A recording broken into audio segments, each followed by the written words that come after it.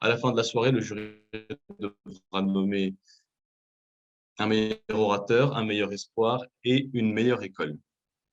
Donc, pour des raisons relativement évidentes, je pense à muter le chat le temps des prestations des candidats. Vous pourrez ensuite donner toute la joie que vous voulez. Désolé, ouais, je vois que le chat n'est pas content. Vous pourrez faire ça ensuite entre chaque prestation. Je laisserai un petit flottement pour que, oui, c'est de la censure, je m'en fiche.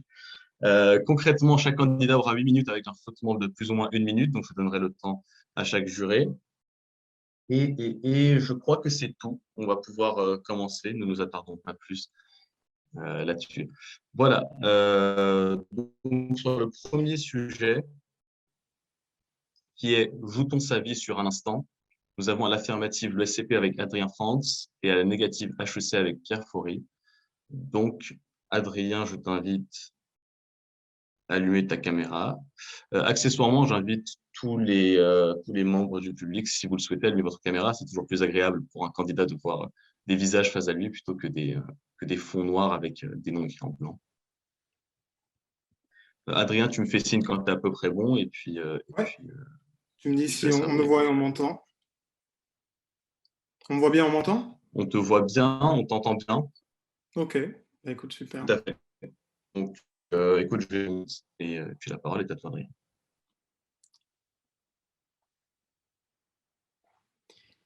Joue-t-on sa vie sur un instant? Le jeu, la vie, ces deux mots côte à côte me rappellent les paroles de Charles Aznavour. Hier encore, j'avais 20 ans. Je caressais le temps et jouais de la vie, comme on joue de l'amour, et je vivais la nuit. Dans sa bouche, jouer de la vie, c'est dissiper ses jeunes années, par indifférence. C'est vivre insouciant, impassible devant le temps qui fuit, c'est vivre chaque jour comme si l'on vivait pour toujours. Alors oui, au mépris du passé, sans souci du lendemain, quand on est jeune, on joue sa vie dans l'instant. Mais là, mes origines allemandes commencent à ressortir. Un peu de rigueur, s'il vous plaît. Jouer de la vie, ce n'est pas exactement jouer sa vie. Vivre dans l'instant, dans le moment présent, ce n'est pas vivre sur un instant. Jouer sa vie sur un instant, c'est adopter une voie plutôt qu'une... prendre un chemin qui nous conduira ensuite pour le restant de nos vies. Mais si l'on joue sa vie en un instant, c'est donc que la vie est un jeu. Mais quel jeu? La vie, d'abord, c'est un jeu de mots. Car c'est bien à travers eux, les mots, que l'on se fait connaître et comprendre des autres. D'ailleurs, ressentir le trac lorsque l'on s'apprête à s'exprimer devant une foule, même lorsqu'on ne la voit pas, c'est bien prendre conscience de tout ce qui se trouve en jeu dans un seul mot, en un instant. Par exemple, pensez à ce moment, là, juste maintenant. Vous êtes confortablement assis, à me regarder, à m'écouter, et moi je suis là, seul, face à ma caméra, à prononcer un discours sur lequel se joue, à vos yeux, à la fois ma réputation et celle de toute mon association. Parce que prononcer ces mots, aujourd'hui, c'est m'exposer au risque de vous voir repartir en vous disant « Il était quand même bien nul, le président des ESCP, non? Déjà qu'ils ne sont que 3e au classement. » Donc prendre la parole, c'est toujours courir le risque de décevoir. C'est pas gravissime, me direz-vous, et vous auriez raison. Mais aujourd'hui, tout de même, pour ceux d'entre vous à qui je parle mais que je ne connais pas, c'est ma vie entière que je joue ce soir. En un discours seulement, en un jeu de mots, en un instant. Alors oui, on joue sa vie en un instant, et l'éloquence en est le parfait exemple. Mais ce sentiment de jouer sa vie en un instant, il n'est pas propre à la prise de parole en public, bien sûr. Parce que si la vie est un jeu de mots, c'est aussi un jeu d'argent. Et dans ce jeu d'argent, une minute peut faire ou défaire votre destin. Et les sharks parmi nous, ça, le savent très bien. Ces sharks, ils ne rêvent que de Goldman Sachs, rêvent de M&A. Ils sont prêts à tout pour accomplir leur brillant destin, à savoir celui d'être réduit en esclavage et de remplir des fichiers Excel à longueur de journée. Ils s'arrachent pour se faire les meilleurs jobs d'été. Mais en entretien de stage, un geste de travers, passer d'auditeur chez PwC à vendeur de slip sur les Champs-Élysées. Et c'est ainsi qu'en une seconde, en Icare des temps modernes, nos Golden Boys ratés peuvent se brûler les ailes à avoir voulu voler trop près du soleil. Golden Boy raté. Raté. Raté, oui, parce que la vie, c'est aussi un jeu d'échecs. C'est sur une erreur de signe que l'on échoue à un concours. C'est sur un feu grillé que l'on échoue au permis. C'est sur un « salut, ça va ?» que l'on perd un match sur Tinder. Un match Tinder, oui, parce qu'avec la séduction, l'érotisme, si la vie est un jeu, c'est sans doute aussi un jeu de dames. Or, qui dit séduction et jeu de dames, dit parfois enfant et construction d'une famille. Parce qu'on le veuille ou non, la vie est à plusieurs. Un jeu de société, en quelque sorte, pour le meilleur et pour le pire. Pour le pire, selon certains, pour qui un enfant, ce n'est qu'un tas d'ennuis. C'est d'abord un morveux bruyant, puis à l'arrivée, après s'être cogné la phase ado malpoli, on se retrouve avec un adulte ingrat. Bref, beaucoup de parents vous le diront, un enfant, c'est la meilleure pub du Rex. Pour d'autres, en revanche, avoir un enfant, c'est une merveille. C'est s'unir à sa moitié, c'est faire don de la vie, dans une existence souvent fade, parfois dépourvue de sens. C'est dans ces enfants que l'on peut trouver une raison de se lever tous les matins. Et quelle que soit votre opinion sur l'importance des enfants, reconnaissez au moins ceci. Une nuit de désir peut changer à jamais le cours de notre vie. Alors oui, on joue sa vie en un instant, bien sûr. Notre vie, parce qu'elle suppose la présence d'un autre, est donc un jeu de société, ou plutôt un jeu de hasard que l'on gagne au détour d'une rencontre imprévue, en trouvant un inconnu que l'on aime aussitôt. Mais ce jeu de hasard, on peut aussi le perdre en un instant, en rencontrant la mauvaise personne au mauvais moment. Les ESSEC voient très bien de quoi je parle. On m'a dit que vous aviez une plateforme Facebook spécifique pour les agressions que vous subissez dans le quartier. Des élèves attaqués dans la rue par 15 personnes en même temps, des menaces au couteau. Belle ville de Cergy a tout pour plaire. Tout pour plaire. Enfin, quoi qu'il en soit, je prends les Cergissois à témoin. On joue souvent sa vie en un instant. Bon, après, à l'ESSEC, on est aussi beaucoup dans une logique de long terme. Hein. Vous saoulez vos voisins depuis tellement longtemps que maintenant ils contactent directement les journalistes pour se plaindre de votre comportement. Ça risque pas d'arriver à HEC au moins. Hein. À jouer en Josas au milieu de la brousse. Enfin, quoique, pas forcément d'ailleurs, parce qu'apparemment, HEC a trouvé que ça manquait de dénonciation, hein, que l'ambiance était un peu fade. Alors heureusement, avec le virus, la solution était toute trouvée. Créer des comités de délation entre élèves. Waouh! Bienvenue à HEC Vichy, la haute école des collabos. Enfin bref, je m'empresse de refermer cette parenthèse parce que là, on s'engage sur un sujet sensible. On ne parle pas de politique en famille, on le sait. Non, ça serait bas et pas franchement altruiste. Oui, je vous avais bien dit que je jouerais ma réputation sur ce discours. Enfin bref, nous l'avons dit, donc, c'est sur un instant que l'on joue sa vie. La vie, à la fois comme un jeu de mots, comme un jeu d'argent, comme un jeu d'échecs, comme un jeu de dames, comme un jeu de société, et enfin, comme un jeu de hasard.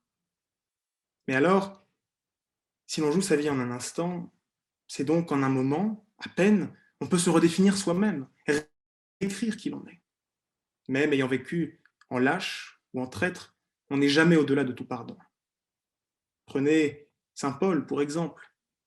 Dans sa lettre aux Galates, il reconnaît avoir haï et persécuté les chrétiens dans ses jeunes années. À la fin de sa vie, pourtant, il est devenu l'un des principaux apôtres de cette communauté même qu'il avait tant fait souffrir. Pensez aussi aux Misérables de Victor Hugo. Pensez à Jean Valjean, voleur repenti, devenu défenseur des innocents. Rappelez-vous du terrible Javert, policier impitoyable, dont la vie fut sauvée par Jean Valjean, l'homme qui avait poursuivi sans relâche les années durant. Javert, ému par la marque de bonté de son ancien rival, laissa son captif s'en aller. Et dans un dernier moment de lucidité, comprenant son égarement passé, il se précipite dans la Seine. Son corps inanimé est retrouvé le lendemain. En un instant, donc, Javert se métamorphose et avec lui transforme son destin. Il a vécu cruel, mais il est mort en héros. En somme, oui, on joue toujours sa vie en un instant, toujours. Et lorsque j'écoute Aznavour, je me dis, aujourd'hui j'ai 21 ans, et je ne veux pas perdre mon temps à faire des folies, qui ne me laisseront au fond rien de vraiment précis, que quelques rides au front et la peur de l'ennui. Alors, puisque je joue ma vie en un instant, tout ce que je souhaite, c'est que chaque moment compte, et quand viendra pour moi l'heure de faire le bilan, surtout, pas de regret. Merci.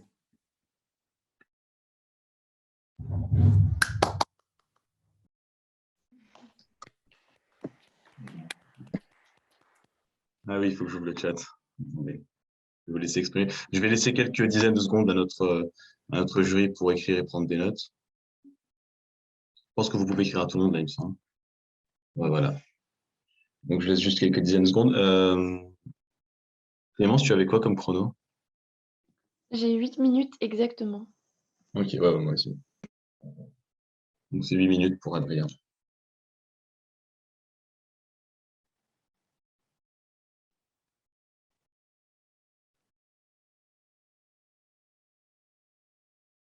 En attendant, j'invite Pierre Faury à se préparer. On laisse encore une 10-15 de secondes et puis je lui donnerai la parole.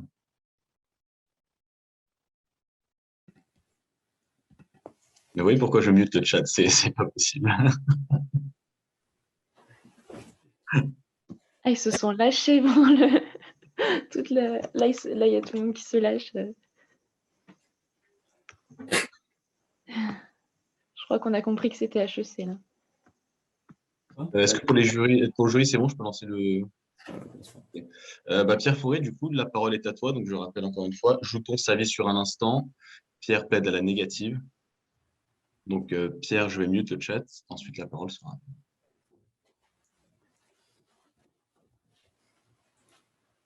Aujourd'hui, il est mort.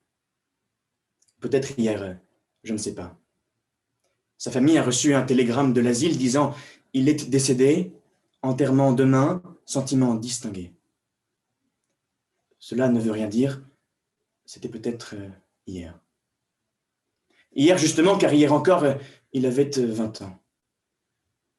Hier encore, il chantait la vie, il dansait la vie, il n'était qu'amour, et ses jeunes jours fuyaient dans le temps. 20 ans.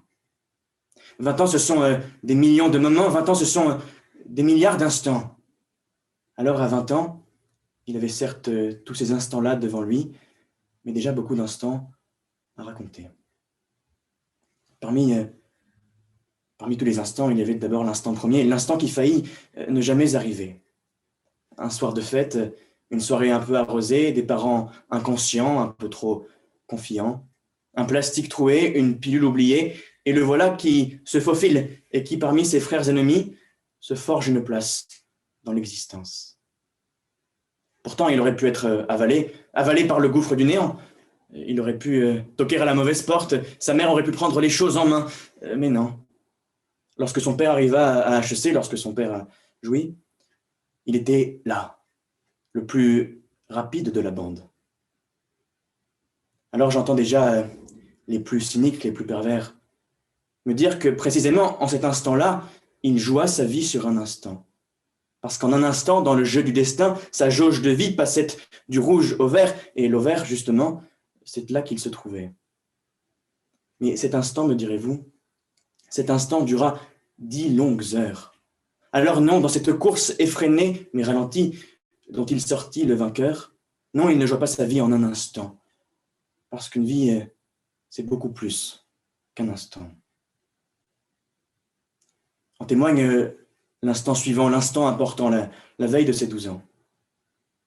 La faim le tiraillait, la crise avait frappé. Un jour spécial s'annonçait, mais un jour que sa famille n'avait pas les moyens de financer. Alors, petit cachottier qu'il était, il s'était faufilé dans le magasin du boulanger. Mais, comme chacun sait, la crise, ce sont d'abord les boulangers qui en pâtissent. Le boulanger avait repéré l'enfant depuis sa vieille bâtisse et il coura après lui à travers champs. L'enfant accéléra, le boulanger cria « Scélérat » et ce sont les rats, en effet, qui mangèrent les dernières miettes qui tombèrent sur le sol. L'enfant l'ignorait, mais le boulanger était un ancien militaire. Un coup de pied de travers, et voilà l'enfant qui part baldinguer au-dessus du pont sur lequel il se trouvait. Voilà donc le jour où tout a basculé. Je ne parle pas ici d'une émission de télé-réalité. Dans sa chute, l'enfant se demandait « À quel instant ma vie s'est-elle jouée ? Était-ce l'instant où je suis tombé ? Était-ce l'instant où j'avais couru ? Était-ce l'instant où j'avais volé ? Était-ce l'instant où je l'avais décidé ? Ou était-ce simplement l'instant où j'étais né ?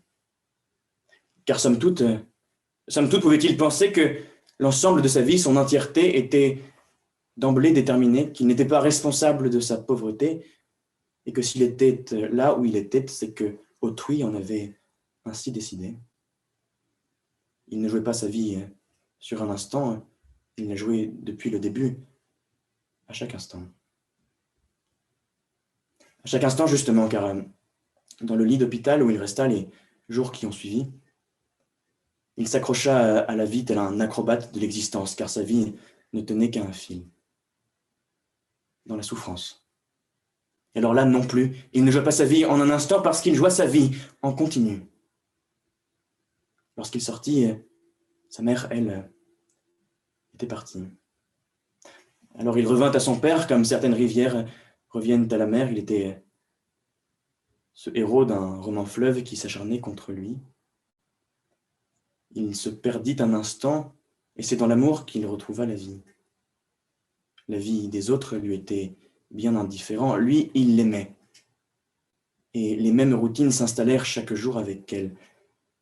Quelle belle vie que la vie des amants. Des âmes en paix, voilà ce qu'ils étaient, et témoins du temps, voilà ce qu'ils devinrent.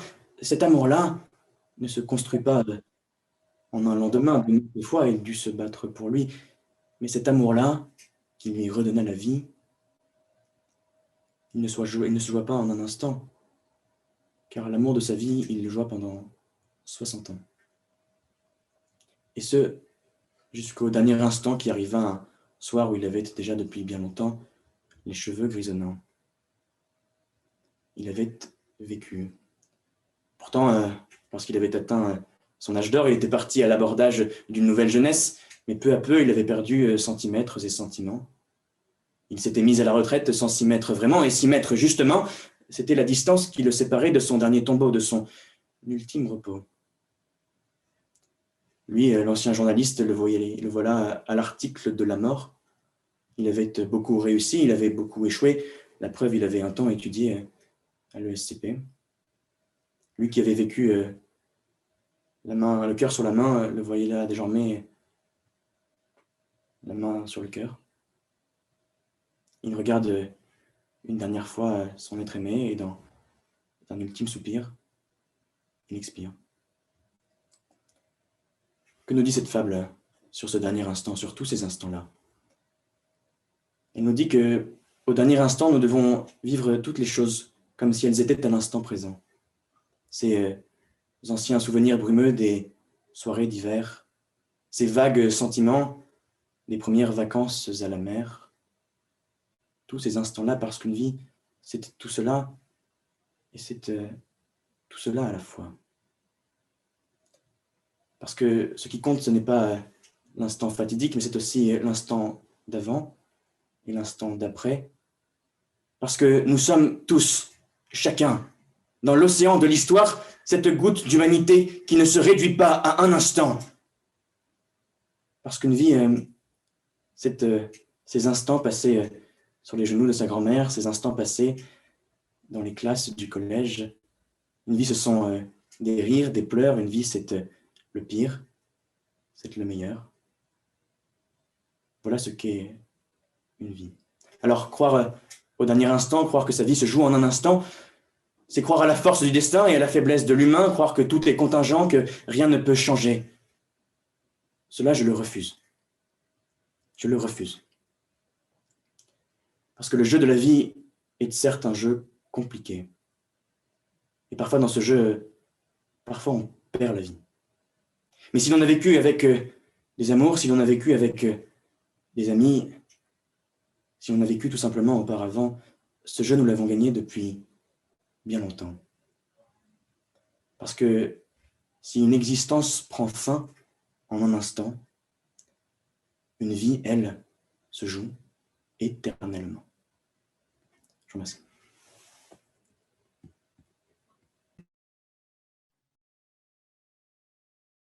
Bravo Pierre, j'ai 7 minutes 52, est-ce que tu me confirmes Clémence?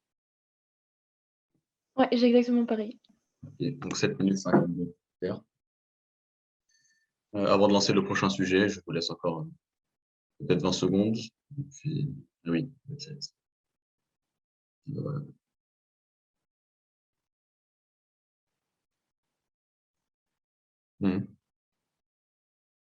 Est-ce qu'au niveau des jurés, c'est bon pour le prochain discours ou... Ok, je vois le pouce de Maître Albic. Ok, on passe donc à un autre sujet cette fois-ci, c'est parler, est-ce agir? À l'affirmative, nous aurons l'ESSEC et à la négative, nous aurons le SCP. Donc, je vais appeler Antoine Marvier pour l'ESSEC. Le micro est activé, attention. Antoine, est-ce que tu es là?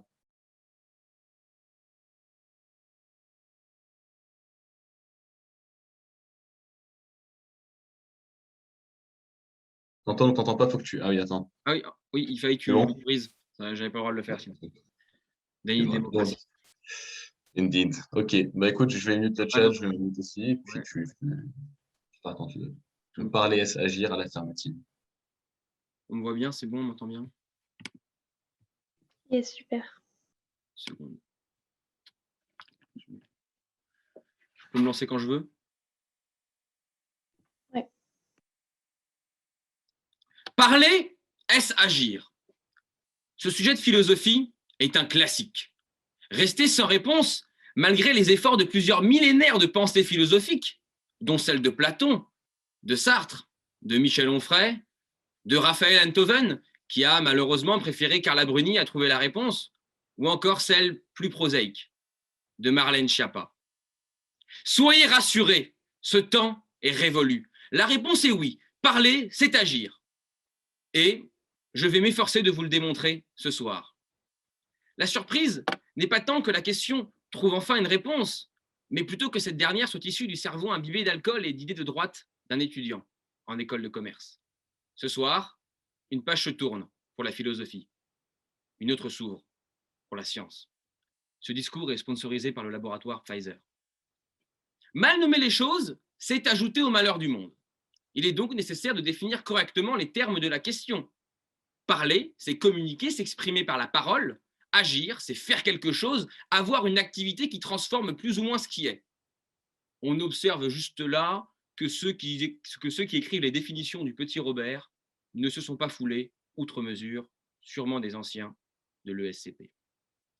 D'abord, depuis quand la parole possède-t-elle une valeur légale? En France, depuis au moins 1804, date du Code civil, les accords verbaux possèdent une valeur juridique. On peut observer ses conséquences dans n'importe quelle mairie, où se jouent chaque jour les drames familiaux, les mariages. Bien loin de l'image sympathique de cette figure mythologique enfantine, j'ai nommé oui, ici deux oui peuvent détruire des vies. Pensez un instant à Jean-Eudes, qui, après un instant d'égarement avec sa secrétaire où il a pensé à se protéger, ne s'est pas protégé de sa propre femme. Ça y est, il vient de se faire déposséder lors de son divorce de 50% de ses biens, durement accumulés à la suite d'une longue et fastidieuse carrière, parce qu'il a dit oui à la mairie et oui ensuite à la communauté de biens. Allez lui dire que ces paroles n'ont pas valeur d'action, que, pour reprendre la définition, elles n'ont pas changé ce qui est.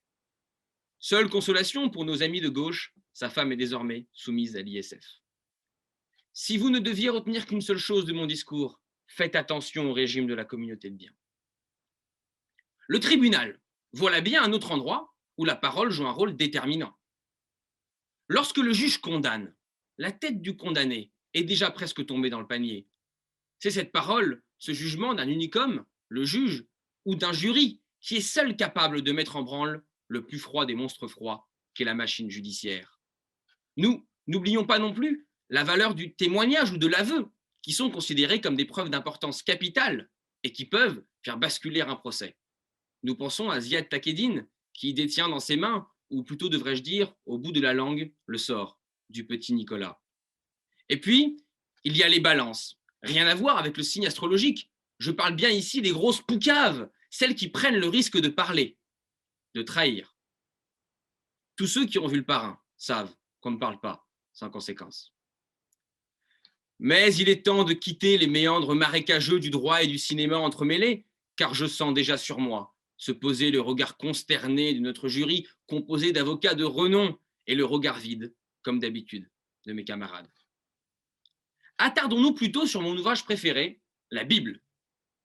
Alors la Bible, c'est un roman en 2 tomes assez ambitieux et dont on attend le dernier volet de la trilogie depuis Mathusalem. Au commencement était le Verbe, et le Verbe était auprès de Dieu, et le Verbe était Dieu. Tout par lui a été fait, et sans lui n'a été fait rien de ce qui existe. Nous sommes bien obligés d'admettre que la culture occidentale a légèrement été influencée par cet ouvrage. Ce dernier est lui-même le fruit de plusieurs siècles de culture et le produit de la pensée de nombreuses civilisations. Or, il n'y a ici aucun doute sur le pouvoir de la parole. La parole est l'essence même de tout, car elle est l'expression de la pensée de Dieu. Ainsi, si de manière générale, la pensée est le point de départ de toute action, son expression, la parole, l'est aussi. Mais c'est libre la parole qu'elle est par-dessus tout. Ce n'est pas un hasard si l'on considère la liberté d'expression comme une condition naturelle de la vie en société. C'est cette liberté-là que les régimes totalitaires s'empressent de détruire dès leur accession au pouvoir, dans l'espoir d'étouffer toute velléité de révolte. Comme nous dit le général de Gaulle, l'action met les ardeurs en œuvre, mais c'est la parole qui les suscite. C'est par la parole que se transmet l'énergie. La parole est un acte déclencheur en soi. Déclencheur du rire. Si je vous dis par exemple, la preuve que l'Église n'a rien compris au préservatif, c'est qu'elle le met à l'index. Déclencheur de violence aussi, comme nous l'a tristement rappelé l'attentat perpétré contre Samuel Paty. Alors, je vous accorde un point. Le Nouveau Testament ou le général de Gaulle ne seront pas vos meilleures armes de séduction, excepté à HEC. En revanche, la parole, elle, sert à séduire. Comme dit Dominique Strauss-Kahn, femme qui rit à moitié dans son lit. Son problème à lui, c'était plutôt l'autre moitié. Mais qui dit séduire, dit malheureusement, pour beaucoup d'entre nous, mentir. Le mensonge, c'est là encore une activité pour laquelle, malheureusement, la parole est essentielle. Mais il existe bien une exception au mensonge classique marseillais. C'est le mensonge par omission, silencieux et sournois. Le mensonge par omission nous amène à nous intéresser au pouvoir de la parole qui n'est pas prononcée. Car si parler a valeur d'action, la parole qui n'est pas dite est un acte aussi, voire peut-être encore plus puissant. Retrouvons donc Jean-Eudes, fraîchement divorcé. Il est assis dans le salon, seul, misérable. Sa femme ne lui adresse plus la parole. Son fils, en grandissant, ne lui pardonnera jamais ce divorce. Trop pris par son travail, il ne décrochera même pas son téléphone ce soir de décembre. Son père mourra la nuit même, sans un adieu, sans un pardon, sans un je t'aime. Non, je plaisante. En réalité, Jean-Eudes est désormais exilé fiscal à Zurich où il s'est remarié avec Svetlana, une femme de l'âge de sa fille. Mais enfin, plus sérieusement, il y a ceux qui se sont tus pour défendre leurs idées. Jean Moulin rejoindra la résistance à Londres dès 1941. Jean Moulin unifiera la résistance française. Jean Moulin va subir la torture et se taire. Jean Moulin savait tout et ne dit rien. Je pense ce soir au mot historique d'André Malraux pour son entrée au Panthéon. Aujourd'hui, jeunesse, puisses-tu penser à cet homme comme tu aurais approché tes mains de sa pauvre face informe du dernier jour, de ses lèvres qui n'avaient pas parlé. Ce jour-là, elle était le visage de la France. En ne parlant pas, Jean Moulin a fait acte de sacrifice et de résistance. On nous répète, dès le plus jeune âge, qu'il faut penser avant d'agir. Je me permettrai modestement d'enrichir le propos ce soir en ajoutant qu'il faut penser avant de parler, afin de ne pas parler pour ne rien dire déjà, mais surtout car celui auquel tu parleras mal ne dira mot, mais te maudira, parce que les mots piquent, les mots blessent, les mots tuent. Pesons nos mots pour diminuer les maux qu'ils provoquent, sinon motus et bouche cousue. Merci.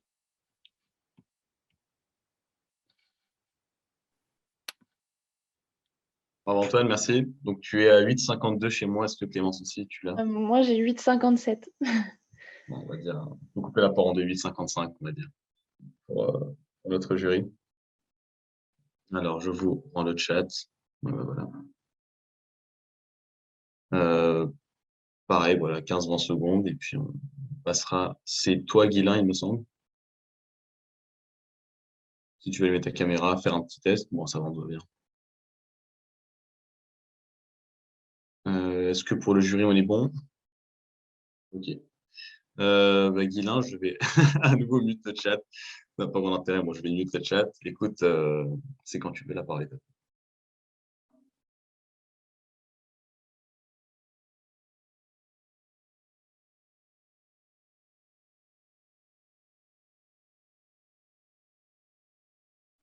Donc, tu actives ce micro accessoirement. Comment je peux faire ça?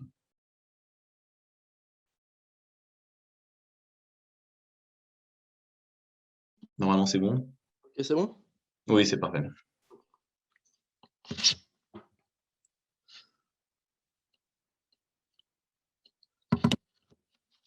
Blablabla de la Pouki. C'est par ces mots qu'une grande chanteuse française critique le blabla propre aux Pouki, c'est-à-dire aux balances. Autrement dit, les balances feraient mieux d'agir que de parler sur les autres. Ce monument de la chanson française oppose ainsi la parole à l'action. Parler, est-ce agir? Mon contradicteur s'est efforcé de démontrer que oui, parler, c'est agir. Et on a vu à quel point c'était vraiment complexe et très difficile à soutenir. Je vais moi vous montrer qu'il n'y a pas moyen dja, parler n'est pas agir. Alors certes, d'accord. Quand on entend le verbe agir au sens strict du terme, la parole, c'est évidemment l'action. Quand je vous parle là, mes cordes vocales s'activent, mes bras s'activent, je produis du son. Bref, je m'active, j'agis en vous parlant.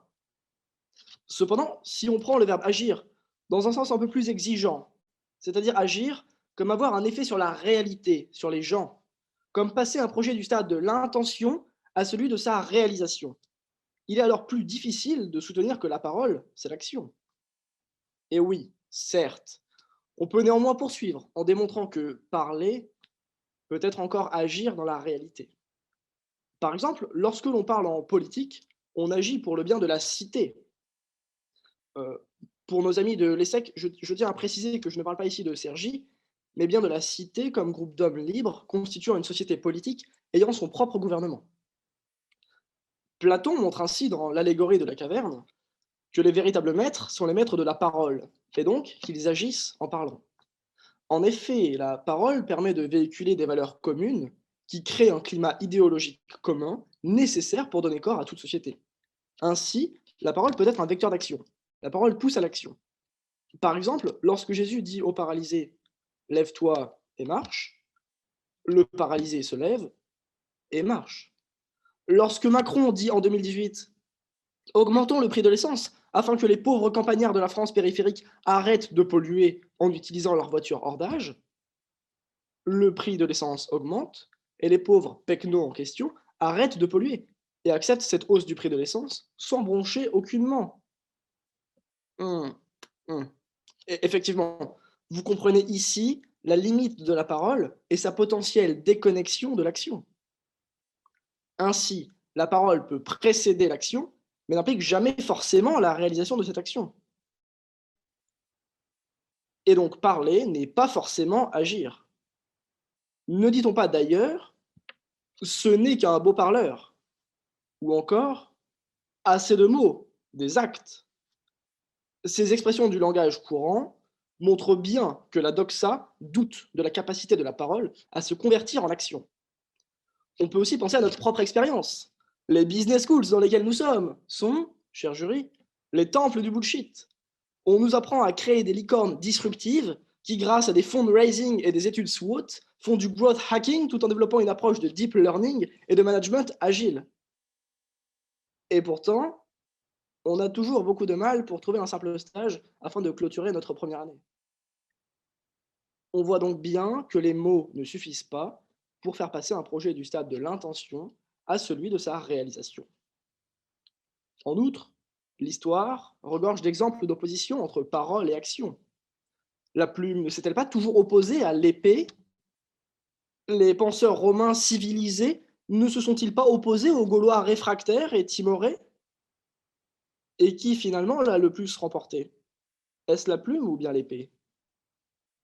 La grande civilisation romaine ne s'est-elle pas faite raser contre toute attente et malgré son apparente supériorité par des barbares qui ne savaient ni lire ni écrire et qui, en guise de paroles, beuglaient ou gémissaient?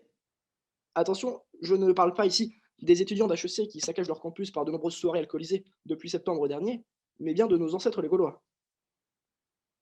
Plus tard, pendant l'occupation, il existait malheureusement en France beaucoup de Français amateurs de pastilles Vichy, de bottes, d'uniformes et de currywurst. Pourtant, Armand, le général de Gaulle, n'a-t-il pas dit que toute la France avait été résistante? Ainsi, encore une fois, la parole ne reflète pas l'action. Parler n'est pas agir. Sur un ton plus sérieux, on peut penser à Marx, qui écrivait « Les philosophes n'ont fait qu'interpréter diversement le monde, ce qui importe, c'est de le transformer. » Ainsi, contre les hommes de parole et de pensée qui laisseraient le monde inchangé et seraient les alliés d'un certain conservatisme, Marx en appelle à l'action militante et à la transformation du monde par le travail et la révolution. Bon, je vous rassure, en tant qu'étudiant en école de commerce, tout comme vous, je ne partage pas toutes les positions de Marx. Cependant, soyez tranquilles, d'autres auteurs et œuvres plus recommandables critiquent eux aussi la parole et sa déconnexion de l'action. Les Écritures, bien plus louables, mettent elles aussi en garde contre l'inanité de la parole lorsqu'elle n'est pas traduite en actes. Ainsi peut-on lire dans l'Évangile selon saint Jean « Aimez non pas en parole, mais en actes et en vérité ».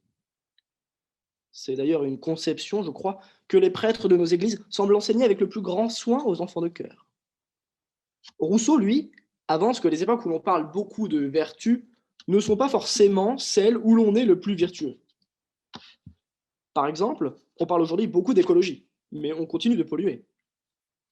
On parle également beaucoup de réduction des inégalités, mais certains s'obstinent à faire seulement 35 heures par semaine, à manifester et in fine à ne pas gagner assez d'argent.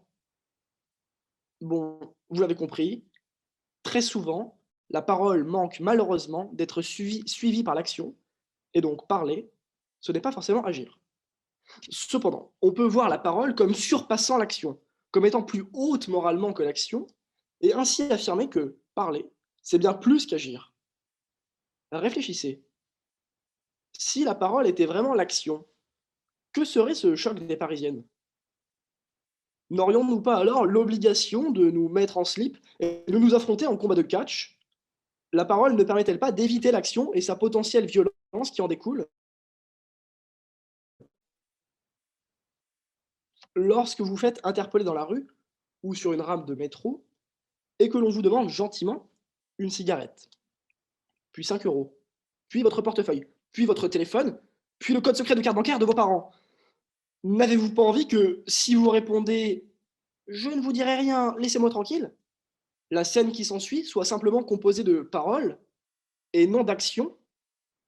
Si votre copine se fait siffler dans la rue, ne vous arrange-t-il pas de lui dire, lorsqu'elle vous reproche par la suite de ne pas avoir réagi, que la parole vaut mieux que la violence physique, que vous auriez très bien pu casser la gueule de ces machos, mais qu'il n'en valait pas la peine, et que leur dire simplement « Passez une bonne journée, messieurs », était plus civilisé et plus honorable?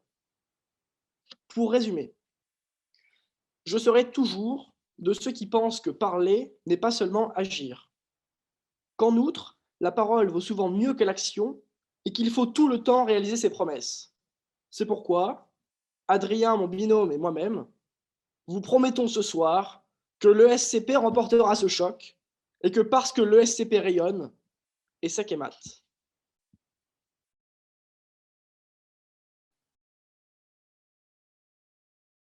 Oh, toi, Guilain, j'ai 7,58, Clémence. Moi, j'ai 8 minutes 3. Il y a toujours 5 secondes de différentiel. Bon, on va dire 8 minutes pour nos jurés. Dans tous les cas, il est dans les temps. Encore une fois, je vous laisse 10 à 15 secondes, chers jurés. Le prochain sujet, c'est faut-il être fier d'être haï? À l'affirmative, nous aurons HEC. À la négative, nous aurons l'ESSEC. Et à l'affirmative, ce sera donc Jacques de la rue du Camp. Jacques, est-ce que tu es présent? Ouais, je te vois. Alors, attends.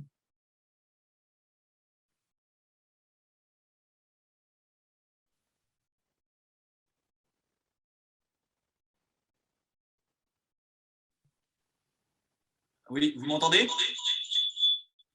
Il y a un écho. Je ne sais pas pourquoi. Tu peux réessayer?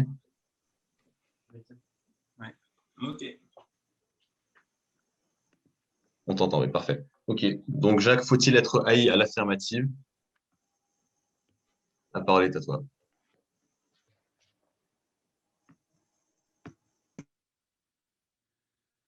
C'est dur d'être aimé par les cons. Et pourtant, les cons n'ont, pour la plupart, rien d'haïssable. Il y en a même de tout à fait polis, de tout à fait respectables, des cons bien comme il faut.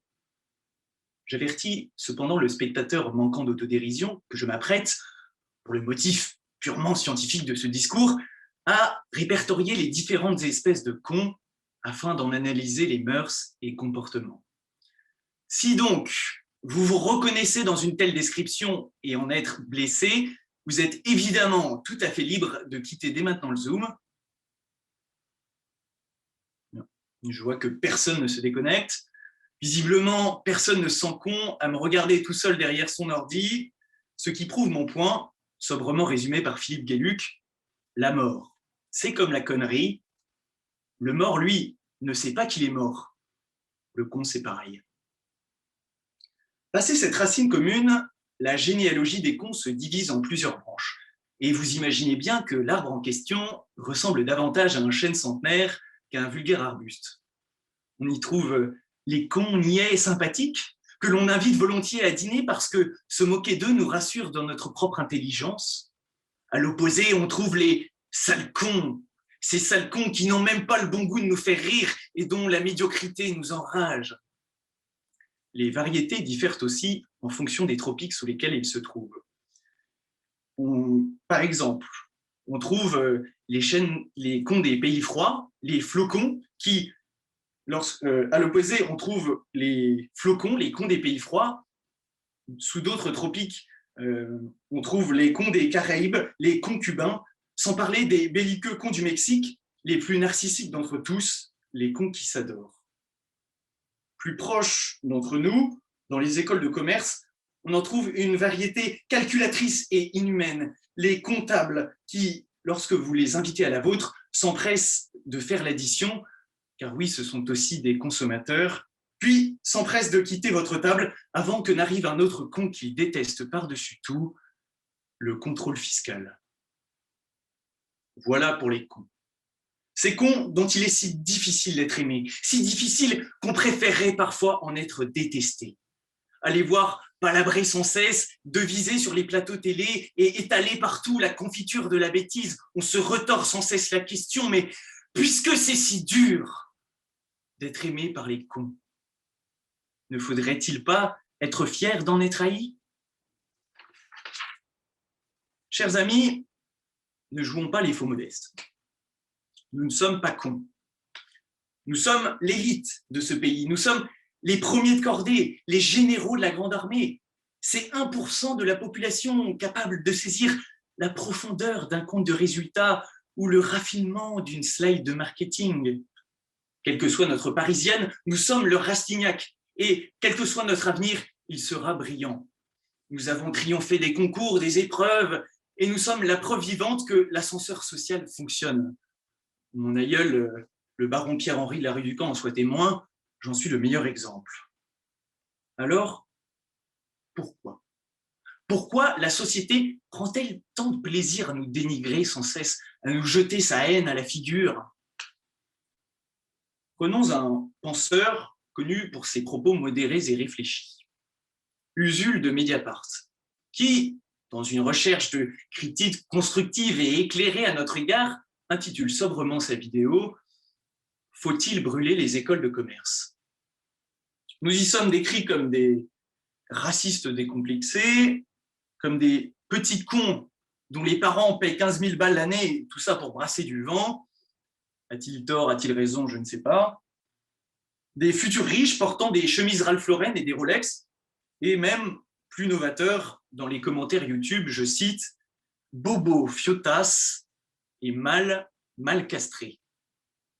En bref, soit on nous reproche de trop aimer la bourse, soit on nous reproche de ne pas en avoir. Vraisemblablement, une partie du peuple français n'a pas saisi qui nous étions, ni nos louables intentions. Tel l'albatros, ce prince des nuées, dont les ailes de géant les empêchent de marcher, nous sommes ces princes des marchés, dont les ailes de géant nous empêchent d'être aimés. Nous sommes les poètes maudits du XXIe siècle. Alors, certes, nous ne prenons pas la boue pour en faire de l'or, mais préférons prendre de l'or pour en faire encore plus d'or. Certes, nous ne nous exilerons pas à Guernesey, mais plutôt fiscalement au Luxembourg. Et certes, nous risquons moins de mourir de syphilis que de l'alcoolisme. Mais c'est du pareil au même. Nous sommes des artistes incompris. Des artistes incompris dont on redécouvrira les œuvres dans 200 ans. Nous sommes bien nés, mais nés trop tôt. C'est notre mal du siècle. C'est notre fardeau. Mais alors, comment réagir face à cette haine? En s'enterrant 6 pieds sous terre, en s'excusant de déplaire ou en s'autoflagellant la chair? Non. Répondons par la fierté. Toute notre fierté et rien que la fierté. Nourrissons-nous de la jalousie des haters, abreuvons-nous de l'opprobre qui nous est jeté, sustentons-nous du sel des détracteurs et enivrons-nous des insultes des ingés. Distinguons-nous de ceux qui veulent nous voir brûler, cultivons notre différence comme un jardin, jouissons d'être des élites déconnectées et refusons d'appartenir au monde de demain. Mais assez parlé de nous. Assez parlé de nous car ce sujet ne concerne pas que les écoles de commerce. Et la haine d'autrui est aujourd'hui suffisamment répandue pour qu'on ne s'en attribue pas le monopole. Camarades, la haine est partout. Elle est partout, et partout, elle gangrène les cœurs, elle répand la bêtise et attise les peurs et les pleurs. C'est la haine des politiciens qui se poignardent dans le dos et des vandales qui se massacrent dans les rues. C'est la haine qu'allument les sophistes depuis leur tribune, et c'est la haine des réseaux sociaux. C'est la haine des vieux contre les jeunes, des riches contre les pauvres, des Parisiens contre les Marseillais. Ce sont aussi ces petites haines tout à fait innocentes, tout à fait ordinaires, mais que l'on éprouve au quotidien contre cette dame à l'accueil de la mairie qui, pour la 15e fois, vous demande un justificatif de domicile pour obtenir un autre justificatif de domicile. C'est la haine contre cette pub YouTube qui arrive là, pile à votre moment préféré de la chanson. C'est la haine contre ce type-là, à la boulangerie, qui prend le dernier pain au chocolat juste sous vos yeux. La haine est partout. Alors, faut-il mettre toutes ces haines dans le même panier? Non. Ne soyons fiers que des haines qui nous unissent. Car ils sont là. Dans nos campagnes et sur les réseaux sociaux, là-bas, vos lèvres, prêts à se jeter à notre gorge. Ceux qui hurlent dans un mégaphone que certains n'auraient pas le droit à la parole. Ceux qui dépensent sans compter pour nous faire détester les pauvres. Et ceux qui aiment à répéter qu'il est mal de s'aimer, de rire, de chanter, de s'étreindre. Bref, ceux qui voudraient nous faire avoir honte de vivre. Voilà par qui je veux être détesté et voilà pourquoi je veux être haï. Pour mes amis, pour les démunis et pour mes saillies. Depuis le Josa, j'ose le dire, et peu importe si cela me vaut les quolibets, les injures et la détestation, ce soir, je vous parle le cœur grand ouvert.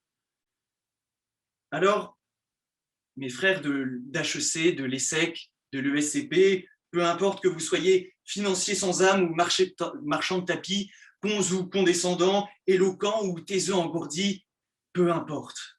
je n'ai qu'un conseil pour vous.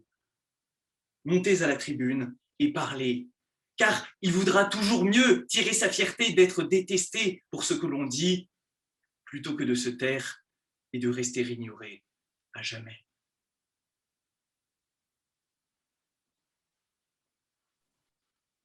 Bravo à toi, Jacques. Clémence, tu as quel chrono, s'il te plaît? Bravo. Moi, j'ai 8,58. Ouais, parfait. 8 minutes 58 pour Jacques, cher jury. Donc, à la négative et pour le dernier discours de la soirée, ce sera pour Étienne. Étienne, est-ce que tu veux... Ah oui, on me demande d'activer le chat pour défaire le bras, là, c'est bon. Merci Clémence.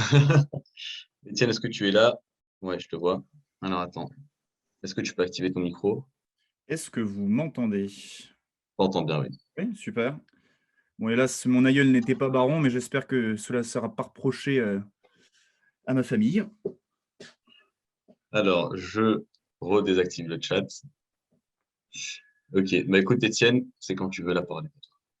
Donc, faut-il être fier d'être haï? À la négative. Argenteuil, 19h30. Aurélien vient de terminer son service et après 40 minutes d'embouteillage et quelques doux mots pour Anne Hidalgo, il s'écroule sur la chaise de sa cuisine. Aurélien a 34 ans, il est chauve, il est grand, il est fort et il a eu la note exceptionnelle de 3,5 au bac de mathématiques, vous l'aurez donc compris, Aurélien est gardien de la paix. Il aime raconter à sa femme sa fierté d'être policier au lendemain du 13 novembre, lorsque la foule l'acclamait, le comprenait et ne disait que merci. Mais 6 années après, un pavé après l'autre, un tweet en entraînant un autre, Edoui Plenel charmant Jean-Luc Melmel, la compassion a laissé place à la haine et la fierté a laissé place à la honte. Mon cher collègue d'HEC a conseillé à Aurélien de se nourrir de cette aversion pour grandir, exprimer ses propres idées et convictions malgré les critiques ambiantes, malgré les cons, comme vous dites. Akabi, Akaba, le sophisme est là. La haine, elle a la gueule d'un centurion. Les yeux d'Hitler ou d'Attila, le masque de la religion, le sourire de Caligula, nous chante l'artiste marxiste qu'est Michel Sardou. La haine, en effet, c'est un rictus. Le diable ne pleure pas, non, il rigole. Et il rigole parce qu'il a réussi à vous faire croire, Jacques, qu'on pouvait se nourrir d'excréments. Loin de moi l'idée de vous accuser de scatophile, mon cher. Mais on ne peut rien construire de bon en partant de quelque chose de malade. Partir de la haine, c'est voyager vers sa fin. La cellule cancéreuse contamine le corps sain. Et à quoi bon parader, se pavaner, se targuer d'être une cible au risque d'attiser un feu déjà bien nourri? C'est tendre une joue bien rose à une main bien ferme pour se prendre une claque de haine. Parce que la haine, ce n'est pas détester, ce n'est pas ne pas aimer, c'est rejeter du plus profond de son être viscéralement ce que l'autre représente. La haine, c'est le tonneau des pales d'Anaïde, écrivait Baudelaire, perpétuel et sans fin. Donc surenchérir, alimenter cette haine ne vous fera que dépérir. Il faut l'ignorer. Et la fierté, parlons-en un petit peu. Quel grand mot derrière lequel se cacher. Notre propre honneur pour le Larousse, amour-propre pour le petit Robert. Le leitmotiv propre ne doit pas cacher une certaine saleté de ce mot, qu'il nous faut donc nettoyer à l'aide d'un savon malgache. Et on découvre alors la vanité. Et ce n'est pas un hasard si seulement 4 lettres séparent ces deux notions. La fierté est un mot contre le mal. La vanité est un mot qui donne des mots de tête pour celui qui veut constamment être à la lumière parce que c'est son obsession. Mots sociaux pour un pays qui a besoin d'apaisement et de sobriété. Baser la fierté sur la haine, c'est donc la transformer en vanité. Et le comte Rachinsky, un nom qui sent bon le froid, la vodka, les chapeaux gris et les chaussures à fermeture éclair, nous soufflant dans l'oreille que la vanité consiste à vouloir paraître, l'ambition à vouloir être et la fierté à savoir ce que l'on vaut. Si Aurélien se targuait de recevoir des pavés, ce ne serait qu'apparence.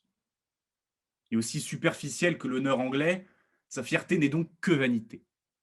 Et on a tous ce pote aux cheveux longs qui aime à dire que « ouais, je suis un mec entier, quand j'ai un truc à le dire, je le dis, je m'en fous du regard des autres. » Je m'en fous du regard des autres.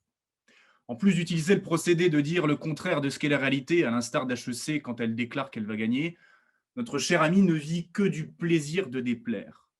Un anti-Don Juan qui n'en a pas moins d'orgueil. Mais déplaire, quelle simplicité, monsieur Pujadas. Et pour moi, au contraire, la fierté implique la difficulté. Il ne faut pas être fier de choses banales. Je ne suis fier que de ce que j'ai accompli avec bravoure, avec travail, avec sueur.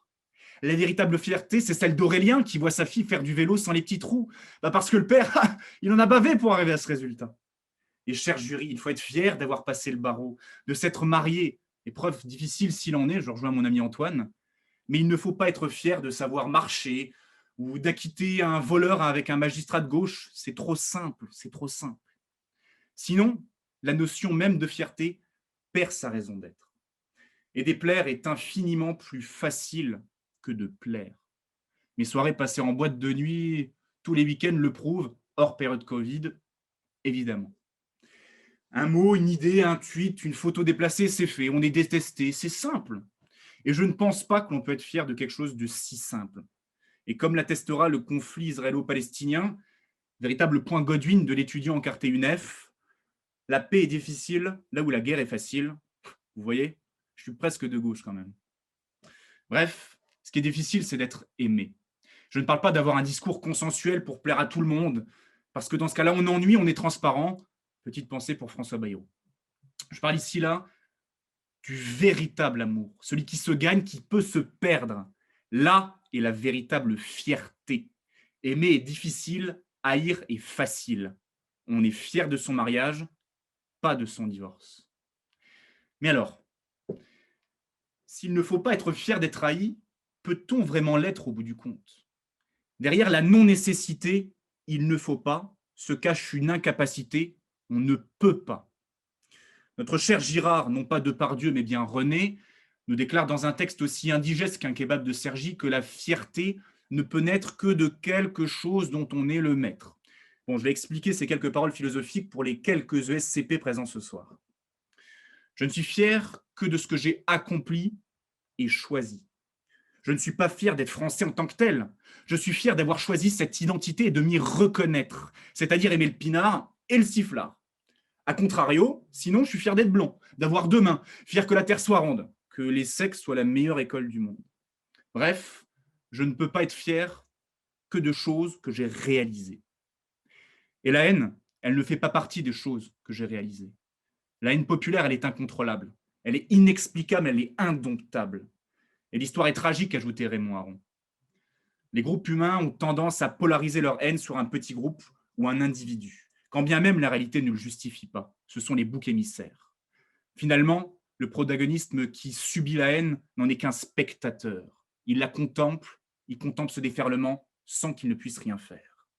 Dès lors, comme nous ne sommes pas maîtres de la haine et que la fierté implique le contrôle et le choix, on ne peut pas être fier d'être haï. Terminons en rendant visite à notre cher Aurélien, qui n'a pas quitté sa cuisine depuis tout à l'heure. Dans sa main gauche, un verre de scotch. Dans sa main droite, un Glock automatique 9 mm chargé d'une seule balle. Aurélien pense et repense aux insultes, aux crachats, à la boule au ventre qui se forme lorsqu'il annonce son métier aux amis de sa femme, au matin où il fond en larmes devant sa fille. Son métier, c'est d'être détesté. Il pense à la haine, il est obsédé par la haine. Et cette haine contre lui s'est transformée en honte. Cette honte en lui s'est muée en une légère pression sur la queue de détente, entraînant la combustion de la poudre d'une douille qui n'attendait que ça. Boum. Et à l'instar d'American Beauty, le carrelage blanc de la cuisine s'est retrouvé maculé d'un liquide rouge vif. La pression de la haine a fini par l'écraser. Maintenant, si je ne vous ai toujours pas convaincu, allez donc dire à Aurélien qu'il faut être fier d'être haï.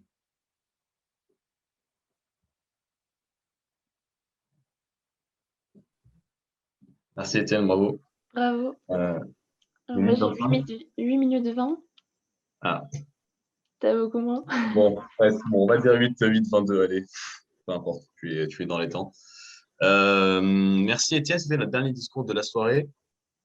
Alors, par les pouvoirs qui me sont conférés, je vais tenter de transférer notre jury dans une salle en parallèle pour que vous puissiez délibérer. Alors, donnez-moi Et je quelques vais minutes. réouvrir le chat, vous allez pouvoir Super, vous merci. lâcher. Alors, je fais ça. Diviser en groupe.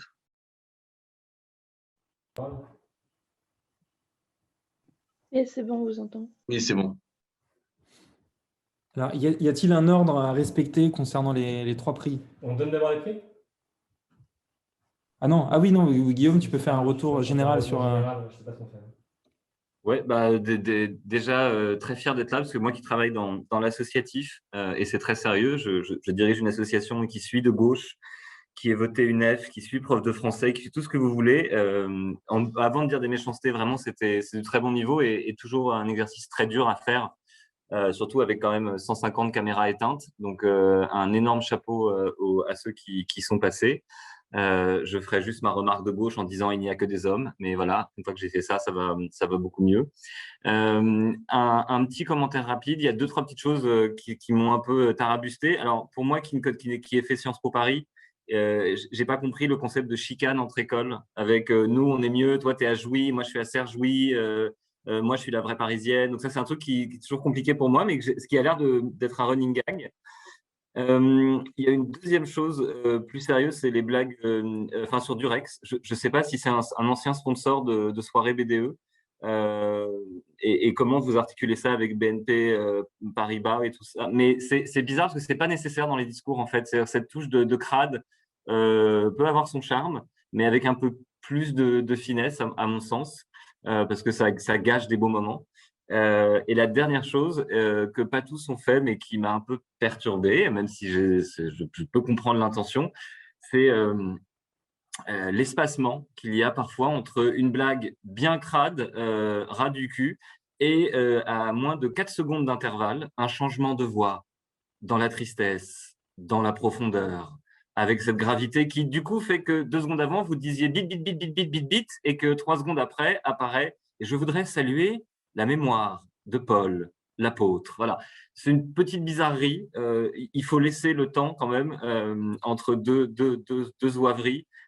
Si on veut aller dans le pathos, c'est le seul petit reproche que je ferai à quelques-uns d'entre vous, d'avoir un maniement un peu audacieux du pathos. C'est parfois un peu douteux, un peu rapide, disons, pour pas être méchant. Mais c'est 3 petites reproches très, très faibles dans un océan quand même général de bravo, de c'est génial. Et maintenant, j'ai bien savonné la planche aux 2 salauds de jury qui me suivent. Bon courage pour dire des méchancetés. Bonsoir à tous. Comme Guillaume, merci infiniment de nous avoir invités. On est vraiment très heureux d'être là. Vous avez tous fait des très beaux discours. On a compris qu'on ne pouvait pas faire de critique sur un format Berryer, donc on ne sera pas méchant ce soir. Moi, j'ai juste 3 remarques à faire globalement sur vos critiques. La première, c'est que il faut que vous compreniez que la musique ne se limite pas à Charles Aznavour et à Aya Nakamura. Ça, c'est important que vous le saisissiez tout de suite. Il y a d'autres livres à lire que la Bible. La deuxième série de remarques concerne les organisateurs. Moi, je veux bien tout ce que vous voulez comme théorie de la relativité, mais vous ne pouvez pas à chaque fois avoir 15 secondes d'écart sur tous les chronos, ça ne va pas. Et en troisième partie de critique, ce ne sera pas une critique, mais je vais me livrer à un exercice de délation. Je vais vous rendre un service, les candidats, c'est pendant que vous preniez la parole, moi j'ai parfois pu un peu observer les écrans des autres personnes qui regardaient. Donc voici ma liste. Plédou et Sec n'a pas du tout écouté la soirée. Ils ont fait tourner un bong et une pizza surgelée dans le noir pendant 1 heure. Allez Antoine, Jeanne Mérignac et Anna regardaient un film à l'évidence, ils ne vous écoutaient pas. Go ESC Pression est en descente d'acide. Et Alem Belgassem, vous regardez avec beaucoup d'intérêt, beaucoup d'amour, donc bravo à vous. Et plus globalement, les amis, bravo parce que c'était… la drogue, c'est mal, c'est vrai. Et globalement, bravo, parce que c'est très difficile, je pense, de prendre la parole comme ça devant un parterre d'écran. Et vous avez été assez talentueux. Donc, je vous souhaite une bonne route, camarades. Bravo. Merci Nima Eri, c'était brillant, comme toujours. Écoutez, bravo, moi j'ai été vraiment surpris par cette vivacité derrière l'écran. C'est un exercice qui est compliqué en soi de répondre à une position imposée sur un discours qui n'est pas forcément aisé, et vous avez été tous vraiment brillants, donc bravo. Je pense que vous pourriez peut-être gagner en autodérision. J'ai compté, il y en a un parmi 6 qui a fait une seule fois une blague en se moquant gentiment de lui-même, et tous les autres, j'ai l'impression que vous pouvez découvrir cela, et je trouve que c'est quelque chose qui est hyper rafraîchissant au milieu de tout un discours. Voilà pour une petite remarque négative. À part ça, voilà, moi je découvre, j'étais par correspondance à Paris 1, donc autant vous dire que j'étais à des années-lumière de ce que vous vivez en ce moment, et je découvre ce socle qui, j'ai l'impression, est le socle qui permet d'entrer dans une grande école de commerce qui allie la Bible, Vichy et les préservatifs. Je pense que maintenant je pourrais présenter les concours pour y accéder. Et enfin, je vais finir moi aussi sur une note de délation. Pendant que vous étiez en train de discourir, Nima Eri, qui est en fait juste ici, regardait les écrans et n'avait d'ailleurs pas ouvert le son de son ordinateur. Voilà, bravo à tous.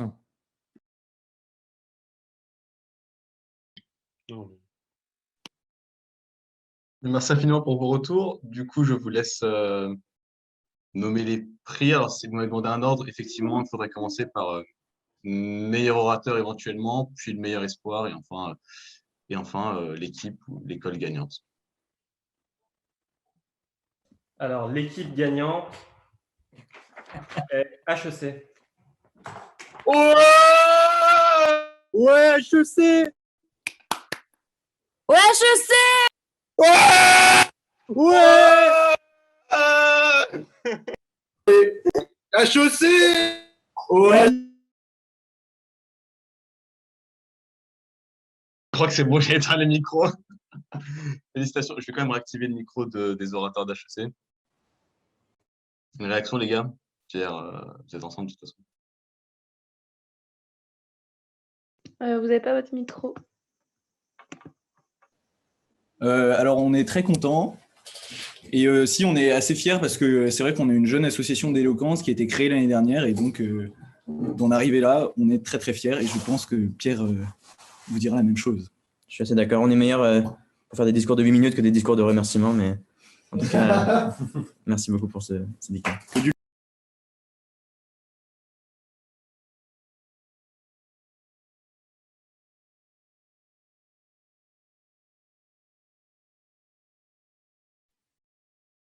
Donc ensuite, il vous reste le meilleur orateur et meilleur espoir, cher jury.